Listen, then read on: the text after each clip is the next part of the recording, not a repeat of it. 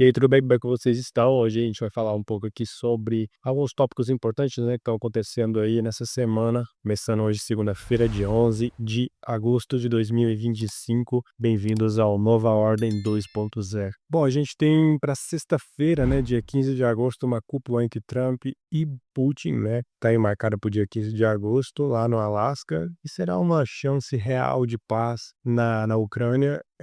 Na minha opinião, não. Pelo menos o que dá a entender que não, porque nós temos alguns poréns, né? Porque existe o fato de também essa reunião ainda não ter acontecido, né? Então, essa cúpula está marcada para sexta-feira, então isso nem quer dizer que o próprio Putin estará lá, né? Porque existe um grande risco, né, do Putin fazer essa cúpula no Alasca. Por isso que eu estou dizendo que talvez nem role essa cúpula, muito pelo fato de que o Alasca é um território americano, né? E do fato também dos Estados Unidos não estarem muito a fim de encerrarem essa guerra, né? Existe toda uma narrativa de que, né, o Trump ele possa encerrar essa guerra, mas isso desde o governo, né, desde o início do governo dele, na verdade, desde da eleição, né? E antes das eleições também todo o papo de encerrar isso em 24 horas e até hoje nada. Estamos aí em agosto e agora ele vai fazer uma cúpula com o Putin. Não acredito que isso seja de fato concretizado, até porque é a primeira cúpula, a primeira vez que os dois vão cara a cara ali conversar, se rolar mesmo. Então, é aquela coisa para você ter uma ideia. O próprio Zelensky já tá falando um monte de coisa, já tá falando que realmente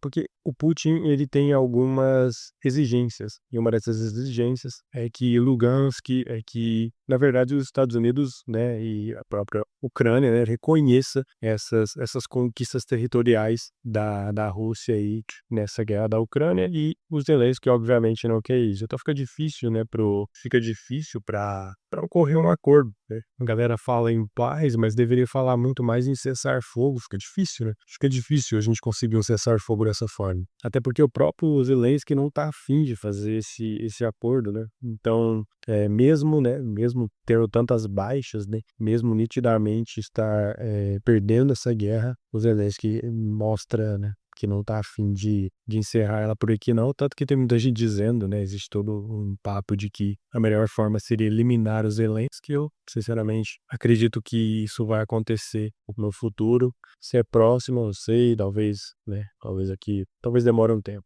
Mas se ele continuar, né, a interromper esses acordos, né, e até porque ele quer participar de uma reunião trilateral e tudo mais. Então, para vocês verem como isso pode demorar, porque se o próprio Zelensky ele quer participar da reunião para resolver, quer dizer que essa reunião, se acontecer na sexta-feira, essa reunião entre Putin e Trump, pode ser que não resolva. Na verdade, que tem umas, sei lá, acho 98% de chance de nada ser resolvido, mas vamos ver o que acontece. Comenta aqui embaixo o que você acha que vai rolar aí no dia 15 aí de agosto. Outro assunto muito importante que rolou aí nesses últimos dias, né, foi o fato das novas tarifas dos Estados Unidos de até 50% sobre os produtos indianos por conta da compra, né, do petróleo russo por parte dos indianos.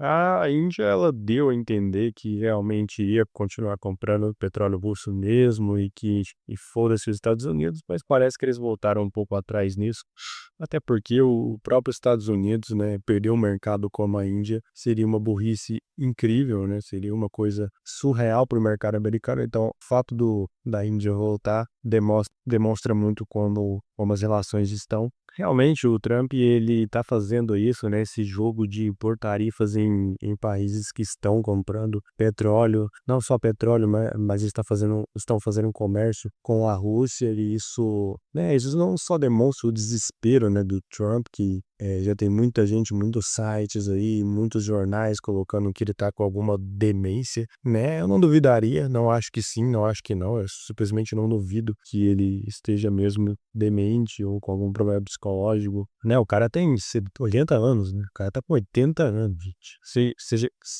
Chega a ser bizarro num cara de 80 anos ser presidente, né? O próprio Biden, o último, tinha 81, eu acho, não sei, 82. Então a gente precisa ficar de olho também nessas movimentações americanas e se perguntar se é simplesmente tática, se é simplesmente estratégia, ou se simplesmente é um presidente que tá, velho, muito velho, entendeu? Muito gaga, e que realmente já tá numa fase de demência da sua idade. Até porque taxar o mundo todo demonstra um desespero, né? Não sei vocês, né? Comenta aqui embaixo o que você acha, mas na minha opinião, demonstra um desespero acima de tudo. E o império, ele não deve mostrar um desespero, né? Os Estados Unidos, eles não devem mostrar, não devem revelar né, o que estão sentindo ali, um desespero.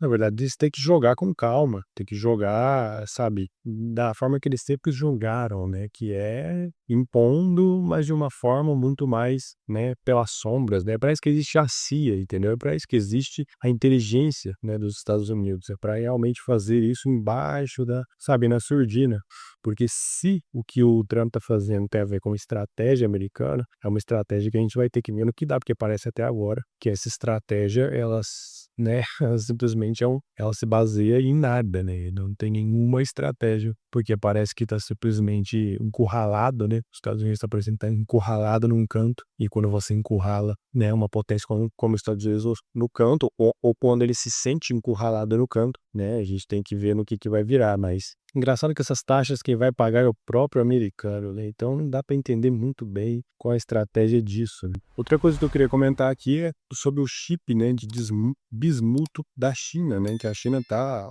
cada vez mais se aperfeiçoando nos microchips, né, semicondutores, que, né, todo mundo sabe, né, os Estados Unidos está intensificando cada vez mais, né, essa desconexão tecnológica com a China, sobretudo no setor de inteligência artificial e semicondutores, né, tudo isso está interligado. Isso representa, claro, um mundo muito mais fragmentado, e isso vem também, cara, isso demonstra muito como a China está evoluindo em diversos setores, né, a gente não cansa de ver isso, é impressionante como os chineses estão se aperfeiçoando em várias coisas, né, cara, o fato dos Estados Unidos terem fechado essa porta, né, para a China dos semicondutores, né, fazendo essa taxação gigantesca em cima dos chineses para que eles realmente não tenham, e aí tá tendo essa guerra, né, os Estados Unidos taxa os semicondutores, a China taxa as terras raras, e essa guerra não termina, só pra gente ter que lembrar que a China, ela tem uma ilhazinha bem pertinho dela ali que se chama Taiwan. Essa ilha, ela é onde, né, ocorre a maior produção, né, hoje em dia de semicondutores no mundo, né, em uma escala impressionante, e obviamente os chineses sabem muito bem como é feito, né, né, aprendeu muito o processo de como os taiwaneses produzem esses chips, né, e claramente estão fazendo aí, mas a diferença aqui é que esses chips aqui chineses, né, esse chip de bismuto, ele realmente tem uma eficiência muito maior, né, os chineses, eles sabem fazer isso, né, que estão fazendo muito bem. É impressionante como eles pegam uma tecnologia que todo mundo já faz e vai lá e faz melhor, né, faz de uma forma mais econômica e mais eficiente, né. Por exemplo, os Estados Unidos falam: "Ah, a gente não vai vender mais chips para vocês", eles falam: "Beleza, então eu vou fazer o meu próprio chip", né.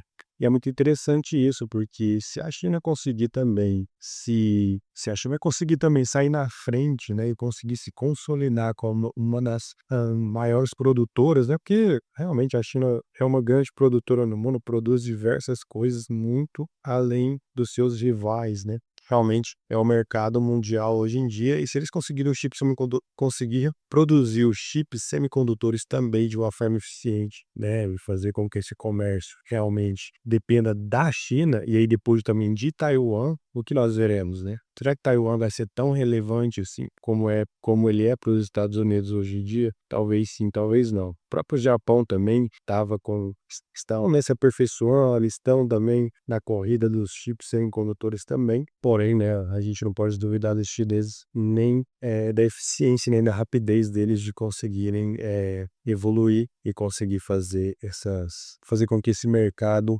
também dependa deles. Então é muito interessante o que está acontecendo no mundo, porque nós não temos só guerras econômicas, guerras territoriais, as guerras elas estão se expandindo e estão embaixo do nosso nariz até da questão tecnológica, porque o que os Estados Unidos está vendo hoje é que eles estão perdendo grande parte do monopólio mundial de diversos fatores, né?